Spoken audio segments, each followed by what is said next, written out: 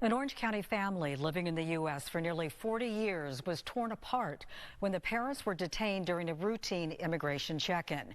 No warning, no chance to prepare, just taken away. Now a congressman is stepping in to help reunite them. When they got detained on February 21st, they were treated as criminals, as violent criminals. They were handcuffed from their wrists down to their ankles and also around their waist as well, so that they had limited movement.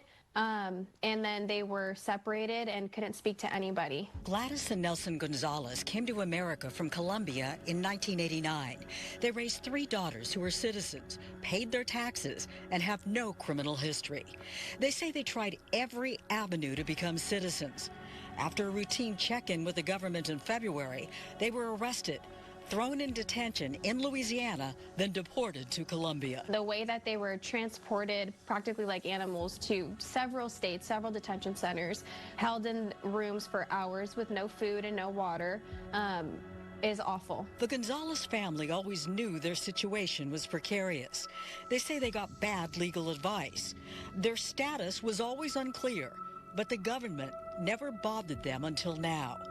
The daughter, heartbroken over the way it was handled. I'll always have hope. Stephanie was in Washington, D.C. today, meeting with OC Congressman Mike Levin, who has pledged to help. The congressman says of his colleagues across the aisle, they are surprised at the way the whole thing went down. I see in the short term the need to amplify what happened to Gladys and Nelson Gonzalez and make sure people are aware of their story and stories like theirs.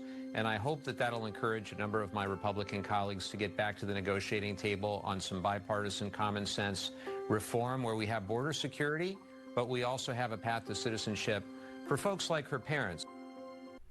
Now, according to the rules, it could take as much as 10 years before the Gonzalez family can return to America. The congressman says that they were trying to become citizens, had no criminal records or gang affiliation.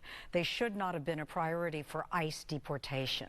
But indeed, they are now back in Colombia, and you just heard me say it could be a decade before they could be allowed to come back.